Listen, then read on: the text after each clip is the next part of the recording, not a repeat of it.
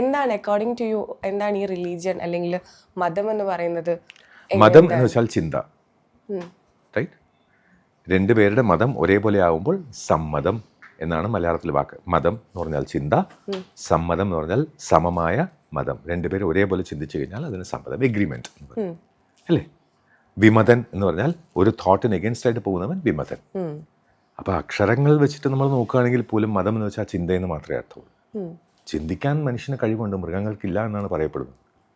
എന്നിട്ട് ഈ ചിന്തിക്കുന്ന മനുഷ്യൻ തന്നെ വാലാട്ടുന്ന പട്ടിയെ കണ്ടു കഴിഞ്ഞാൽ അവന് സ്നേഹമാണ്, അവൻ അങ്ങനെ പറയുന്നു, അവൻ വീട്ടിൽ വന്നു കഴിഞ്ഞാൽ എന്നെ വിളിച്ചു വരുത്തി, അവൻ അങ്ങനെ ചെയ്തു എന്നെല്ലാം പറയുന്നവൻ ഒരു മനുഷ്യൻ ചിരിക്കുമ്പോൾ ഇവൻ എന്നെ ചതിക്കാൻ നോക്കുകയാണെന്ന് വിചാരിക്കുന്ന ഒരു തെറ്റല്ലേ പറയണേ? അവിടെ നന്മ വിചാരിച്ചു കഴിഞ്ഞാൽ സംഭവം ഓക്കെ അല്ലേ? അങ്ങനെ ചിന്തിക്കാൻ സഹായിക്കാൻ വേണ്ടിയിട്ടാണ് നന്മകൾ പറയുന്ന പുസ്തകങ്ങൾ നമുക്ക് തന്നിട്ടുള്ളത്. അത് ബൈബിളാവാം, ഖുറാനാവാം, ഭഗവത്ഗീതയാവാം, അല്ലെങ്കിൽ ഭാഗവതാവാം, എന്തും ആവാം. അതിനെ ശരിയായ രീതിയിൽ നമ്മൾ ഉൾക്കൊണ്ടു കഴിഞ്ഞാൽ നമ്മുടെ ലൈഫ് നന്നാവും എന്നുള്ളത് തീർച്ചയാണ്. ഒരു റിലീജിയസ് പേഴ്സൺ ആണോ അല്ലെങ്കിൽ ഒരു സ്പിരിച്വൽ പേഴ്സൺ ആണോ? ആര്? ചേട്ടൻ. ഞാൻ സ്പിരിച്വൽ ആണ്. ബൈ ബർത്ത് ഞാൻ born in to a Brahmin family.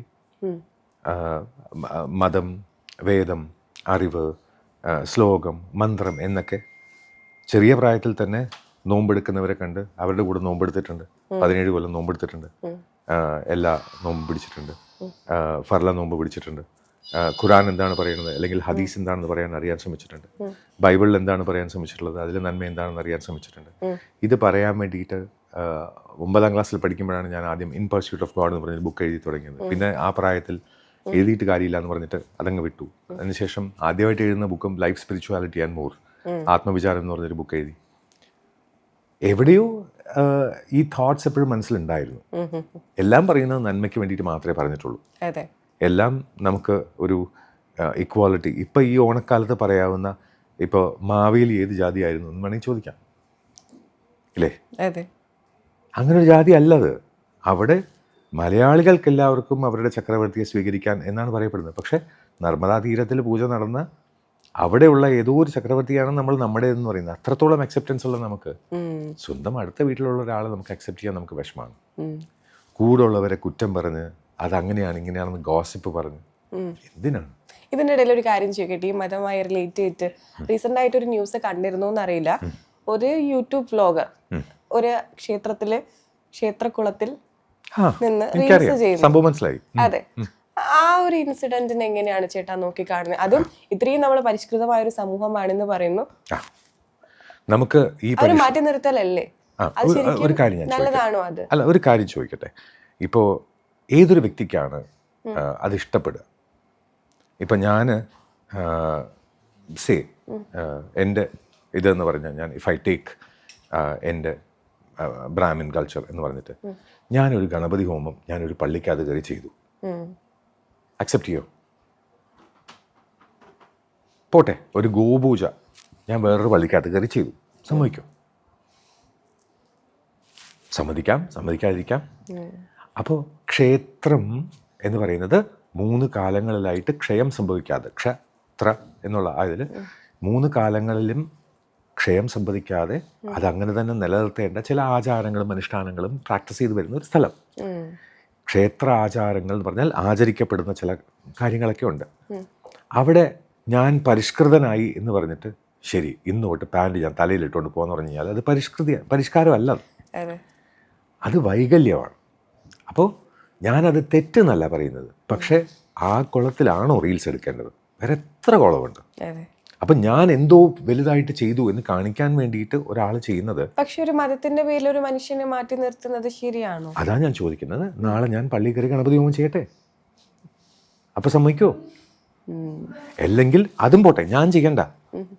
സ്ത്രീകൾ ഇപ്പോൾ ഒരു നിസ്കരിക്കുന്ന സ്ഥലത്ത് ചില സ്ഥലങ്ങൾക്ക് പുരുഷന്മാർക്ക് മാത്രമേ പോകാൻ പാടുള്ളൂ. പരിഷ്കാരമായി എന്ന് പറഞ്ഞിട്ട് അവിടെ വേറെ ആൾക്കാർ കയറി ചെല്ലുന്നത് ശരിയാവുമോ? ആചാരങ്ങളുടെ ലംഘനമല്ലേ? ആചരിക്കുന്നത് എന്താണോ അത് ഞാൻ റെസ്പെക്റ്റ് ചെയ്യുന്നു. അവർ ചെയ്താലും നമ്മൾ ചെയ്താലും അതിനങ്ങനെ തന്നെ റെസ്പെക്റ്റ് ചെയ്യുന്നു.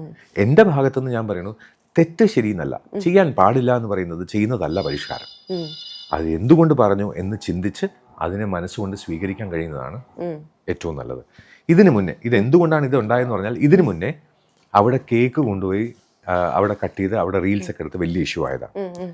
അപ്പോഴേ പറഞ്ഞതാണ് ഈ ലൈനിനപ്പുറത്ത് റിയലിസ്റ്റ് എടുക്കരുതേ പ്ലീസ്. അതെ. അപ്പോൾ ഈ എന്തെങ്കിലും ചെയ്യാൻ പാടില്ല എന്ന് പറഞ്ഞു കഴിഞ്ഞാൽ അത് ഉടനെ ചെയ്യുന്നത് പരിഷ്കാരം. എവിടെ തന്നെയായ അത് പരിഷ്കാരം എന്ന് പറഞ്ഞു കഴിഞ്ഞാൽ അറിവ് വളരുമ്പോൾ നമുക്ക് ഉണ്ടാവുന്നതാണ് പരിഷ്കാരം. അത് നന്മയിലേക്കല്ല ഉണ്ടാവണ്ടേ. നമ്മളിപ്പോൾ ഒരു കാര്യം ചെയ്യരുതെന്ന് പറഞ്ഞാൽ ഇതുകൊണ്ടാണോ ചെയ്യാൻ പറയുന്നത്, ഇതുകൊണ്ടാണ് ചെയ്യാൻ പാടില്ല എന്ന് പറയുന്നത്, ഓക്കെ ഫൈൻ എന്ന് അഗ്രി ചെയ്യുന്നതല്ലേ പരിഷ്കാരം. നെഗറ്റീവ് പബ്ലിസിറ്റിക്ക് വേണ്ടി ആയിരിക്കും അപ്പം അങ്ങനെ. ആവാം. ഞാനത് നെഗറ്റീവോ പോസിറ്റീവോ പബ്ലിസിറ്റി ഒന്നും പറയുന്നില്ല. ആചരിക്കപ്പെടുന്ന കാര്യങ്ങൾ പഠിപ്പിക്കുന്നവൻ ആചാര്യൻ.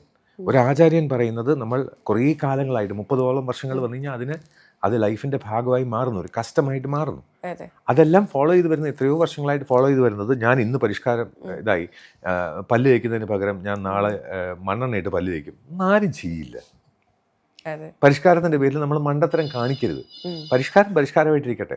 നിങ്ങൾ പരിഷ്കാരമാണോ റീൽസ് എടുക്കാണ് എടുത്തോളൂ. ട്രെയിനിൽ റീൽസ് എടുക്കാൻ പാടില്ല എന്ന് പറഞ്ഞാൽ സത്യമാണ്. കാരണം ഡോർ അടഞ്ഞു കഴിഞ്ഞാൽ ലൈഫ് പോവും. ചെയ്യല്ലേ എന്ന് പറയുമ്പോൾ ഇല്ല ഞാൻ പരിഷ്കാരം എനിക്ക് വന്നു, ഞാൻ ഇപ്പോൾ റീൽസ് എടുക്കുന്നു പറഞ്ഞാൽ റെയിൽ അവിടെ പോയി നിന്നാൽ പല്ല് പോകും. അത്രയും ഈ പറയുന്ന നീ എടുത്തിട്ടില്ലേന്ന് ചോദിക്കാം, ഞാൻ എടുത്തിട്ടുണ്ട്, അതുകൊണ്ടാണ് ഞാൻ പറയണേ. അത് പരിഷ്കാരമല്ല, മണ്ടത്തരമാണ്. അപ്പോൾ ചില മണ്ടത്തരങ്ങൾ, ഇപ്പോൾ എനിക്ക് ഇന്ന് പരിഷ്കാരം വന്നു, ഞാനിപ്പോൾ റെഡ് സിഗ്നൽ കട്ട് ചെയ്യും, പോലീസ് പിടിക്കും. അതൊരു ആചാരമാണ്, റൈറ്റ്? എത്രയോ കാലമായിട്ട് റെഡ് സിഗ്നൽ വരുമ്പോൾ ഫോളോ ചെയ്യണം. അതിനെ ബ്രീച്ച് ചെയ്യുന്നതിനെ പരിഷ്കാരം എന്ന് വിളിക്കരുത്. അത് പിന്നെ ആരും അറിയാതെ എടുത്തു കഴിഞ്ഞാൽ ഓക്കെ.